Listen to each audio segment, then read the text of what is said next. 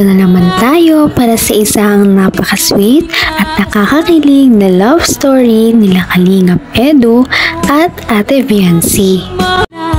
Hindi ko rin inaasahan pa Sa pagpapatuloy ng kanilang love story, dumayo na naman ang Kalingap team sa bahay nila Viancy. Ngunit bago sila makarating ay nagtulong-tulong muna ang Kalingap team na buhatin ang isang napakalaking karton mula sa kanilang van. Siyempre, ang karton na ito ay para na naman kay Viancy at sa kanyang pamilya. Grabe talaga ang mga sponsors nila. Nagkataon naman na nagkita si Kalingap Rab at si Viancy sa simbahan dahil linggo noon at araw ng pagsamba. Napaka-familiar ng dress ni Viancy, no? Dahil ito ang binigay ni Kalingap Edu noong nakaraang vlog nila. Kung matatandaan natin ay napakamahal ng dress na ito. Ito ay nagkakahalagang 3,000 pesos ngunit binilhan pa rin siya ni Kalingap Edu noong nakaraan. Worth it naman ang pagbili ni Kalingap Edu dahil kitang-kita naman natin na napakaganda talaga ni Viancy. kapiling ka, ayoko na muling nag-iisa.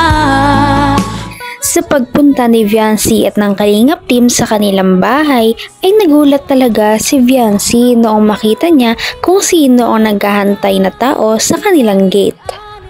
Walang iba kundi si Kalingap Edu, kaya naman pala namumula si Viancy at biglang umiti. Ang sweet naman ni Kalingap Edu dahil kahit napakaaga pa ay dinayo na niya si Viancy sa kanilang bahay. Hindi naman daw talaga niya original plan na pumunta kay Viancy, ngunit dumaan na lamang siya dahil galing daw siya sa kanyang pinag-i-scout. Kinilig na naman talaga si Viancy sa pagdating ni Kalingap Edu dahil ito ay napaka-unexpected. Kanina ka pa po dito? Ito lang. Naghihintay naman ako kahit anong oras eh. Kape po, gusto niyo pong kape? Sige, konti lang. Para mas matagalan ako dito. Kanin ba? Meron kayo dyan? Kahit konti lang. Kanina pa ako dito, walang kain. Para na akong mahimatay. Nahilo na Maluto ako. po ako. Grabe talaga ang chemistry nilang dalawa. Kung papansin din natin ay parang medyo nabawasan na ng kaunti ang hiya ni Viancy dahil nga pang ilang kita na rin nila ito. Pinatunayan na naman ni Viancy kung gaano siya kamaalaga at maasikaso sa kanyang mga bisita dahil pinainom muna niya ito ng tubig. Diyan ka na sa piling ko, okay saya. Kaya't hindi na rin nakapagtataka kung maraming sumusubaybay at sumusuporta kay Viancy at sa kanyang love team dahil nga sa kanyang kagandahang asal. At dahil dito, kaya naman pala bumisita na naman ang Kalingap team sa kanilang bahay ay upang magbigay ng mga biyaya na galing sa kanyang sponsors. Tuwang-tuwa naman si Viancy at ang kanyang pamilya dahil napakarami ng kanyang matatanggap ngayon. Ito ay isang napakalaking balikbayan box. Dahil napakalaki ng box na ito ay tinulungan siya ni Kalingap Edu. Napaka-gentleman naman talaga ni Kalingap. Gusto ko lang sulitin ng oras. Makasama ka kahit konti lang. Konting sandali na lang. Siya nga pala. Gusto ko bang ipabili doon? Wala po. Kaya din pala dumalaw si Kalingap Edu kay Viancy dahil gusto niya lamang makita ang dalaga bago siya umalis papuntang Hong Kong. Napaka-humble talaga ni Viancy dahil kahit tanungin siya kung anong gusto niya pasalubong ay hindi man lang siya sumasagot ng kahit ano. Pagkatapos nito ay tuluyan na nga nilang binuksan ang balikbayan box kung ano nga ba ang mga laman nito dahil mukhang napakalaki at napakabigat. Grabe naman talaga ang pagmamahal ng mga supporters kay Viancy at sa Kalingap dahil napakalaki at napakadami pala ng laman ng balikbayan box. Ito pang ice cream. Yan na ito pang bukas ng dilata. Pag-inggit, tikit. Mag-alala. Makikitulog ako dito. Alam mo, kung anong sa kanya, sa akin din. Ano? Tawasin mo ako eh. Tawasin mo! Tawasin mo! Tawasin mo! Swiss cheese. Masarap to. Grabe talaga tapakasiyang kasama ng Kalingap team dahil dito ay napapasaya nila si Viancy. Kaliwat ka ng pagbibiroan ng kanilang ginagawa habang nagbubukas sila ng balikbayan box. Tuwang-tuwa si Viancy at ang Kalingap dahil napakaraming laman ng balikbayan box. Meron itong lamang 1 dosenang sombrero na para sa K-boys at maraming panluto para kay Viancy kagaya ng mga kutsara tinidor, plato, mga kawali, mga rice cooker at iba pa. Di pa, ang dami. Pwede na po ako magluto. Pantinda. Pwede ka na magtinda dito, napakadami. Ibang klase yung pagkakaano niya. Ang dami. Ang dami yun. Thank you po saan man nagbigay po ng ano. Ayan. Wow. Oh, bagay ba? Bagay. Yo, yo. Yo. Kung gusto mong lumigaya ang iyong buhay, humanap ka ng kalampito sa tibigin mong kunay.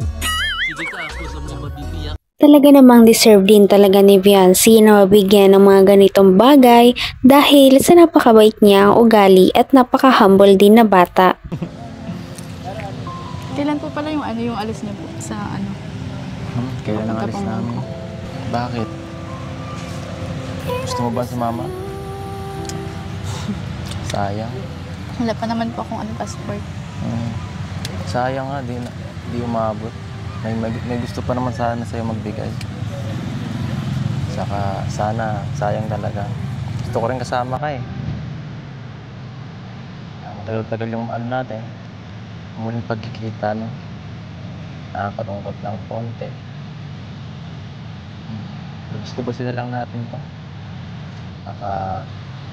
Baka mamiss mo. Baka mamiss mo talaga. Oh, bakit kayo nagbo? Kuha ka na kasi ng passport. Samahan kita.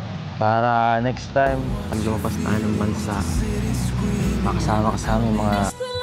Makikita naman natin na parang lumalambot na nga talaga si Viancy kay Kalingap Edu dahil nagsasalita na siya hindi gaya ng dati na wala siyang imik kay Kalingap Edu. Hindi niya rin naiiwasan ang kanyang mga pamumula at parang kinikilig talaga siya sa mga sinasabi ni Kalingap Edu. Makikita talaga natin na gusto na rin siyang makasama ni Kalingap Edu kahit saan. Parang nade-develop na rin talaga ang kanyang feelings at ang feelings din ni Viancy para sa kanya. Parang nagkakadevelop pa na talaga sila sa isa't isa. Ang ganda mo ngayon. Saan ka galing? Nagsimba po. Nagsimba ka. Wala ka bang huling mensahe? Yung sasabihin sa akin bago ako umalis? Mag-ingat po kayo dun. Ay, nako. Ayoko na yan.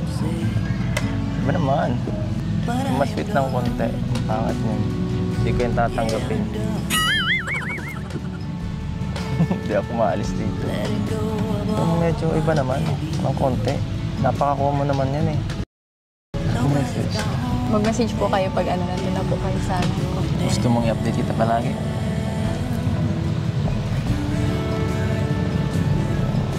Silent means yes. Ano? Gusto mo? Gusto mo?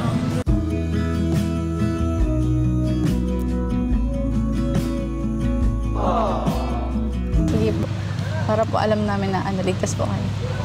Grabe naman talaga ang kanilang mga sweet moments kaya naman kinikilig sa kanila ang mga viewers. Mahahalata mo talaga na parang na-develop na rin talaga sila sa isa't isa dahil parang totoo na talaga ang mga kilig ni Viancy sa mga sinasabi ni Kalingap. Mahahalata naman kasi natin ito sa kanilang mga titigan kung paano sila mag-usap at magsulyapan. Akong bahala. Basta... Para sa puso. Mag-iingat kayo dito ah. Kayo ng mga angels. Pwede rin naman kayo lumabas, magkakasama. Basta huwag kayo magpapagabi. No? Babay na muna. See you in 1 week.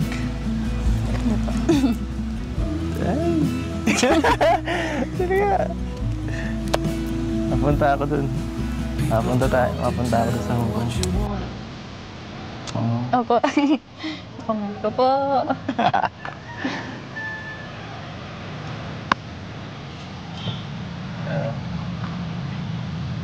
Di mo ako mamamiss. Miss ko po kayong lahat. May pag-asa nga kaya si Kalingap Edu kay Viancy? Yan ang ating naabangan sa mga susunod na video. Maraming salamat sa inyong panunood at pakikinig. Bye!